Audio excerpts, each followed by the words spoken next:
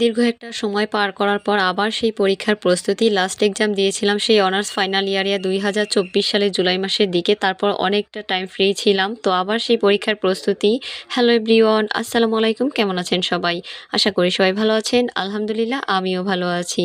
তো বলতে বলতে আমি কলেজের সামনে চলে এসেছি। এই তো আমাদের মাদারীপুর সরকারি কলেজ। তো আজকে আমাদের প্রথম ইনকোর্স পরীক্ষা। এই তো আমাদের ডিপার্টমেন্ট হিসাব বিজ্ঞান বিভাগ। আসার পরে বান্ধবীর সাথে দেখা হয়ে গেল, তারপর দুইজনে মিলে একসাথে উপরে চলে গেলাম। আমাদের ডিপার্টমেন্টটা আসলে দোতলায়, একটা ভবনেই কয়েকটা ডিপার্টমেন্ট আছে। তো আসার পরে এখানে কিছুক্ষণ দাঁড়িয়েছিলাম, কারণ এখনো অনেক স্টুডেন্ট আসেনি, আমরা কয়েকজন এসেছিলাম। তো ক্লাসরুমে বান্ধবীদের জন্য অপেক্ষা করছিলাম। এটা আমাদের ক্লাসরুম, এখানেই আমরা 4 বছর ক্লাস করেছি। মাস্টার্সে অবশ্য এখানে ক্লাস হয় না, কিন্তু পরীক্ষার সময় আসলে এখানে আমাদের বসানো হয়েছে। তো আমরা এখানে বান্ধবীরা আসলে সবার জন্য অপেক্ষা করছিলাম। তো কিছুক্ষণের মধ্যেই সবাই চলে এসেছে, অনেকদিন পর সবার সাথে দেখা হয়েছে। এখানে আমার বান্ধবী তার মন্তব্য করছিল যে আসলে তার পরীক্ষার প্রস্তুতি একদমই ভালো না, সে খুবই অসুস্থ।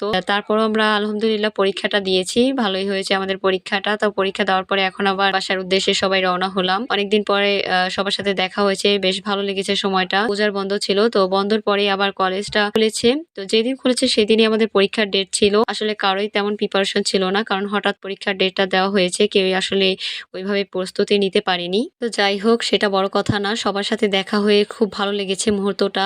আমাদের ডিপার্টমেন্টের সামনে ছোট্ট একটা বাগান করা হয়েছিল, এখানে অনেক ধরনের ফুলের গাছ ছিল। মাশাআল্লাহ ফুলও ধরেছে গাছগুলোতে। তো সবাইকে বিদায় দিয়ে তারপরে যে যার মতো করে বাসার উদ্দেশ্যে রওনা হয়েছি। তো আমরা 3 বান্ধবী একসাথে করে চলে যাচ্ছি। তো আজকের ভিডিওটা এই পর্যন্তই। সবাই ভালো থাকবেন। আল্লাহ হাফিজ।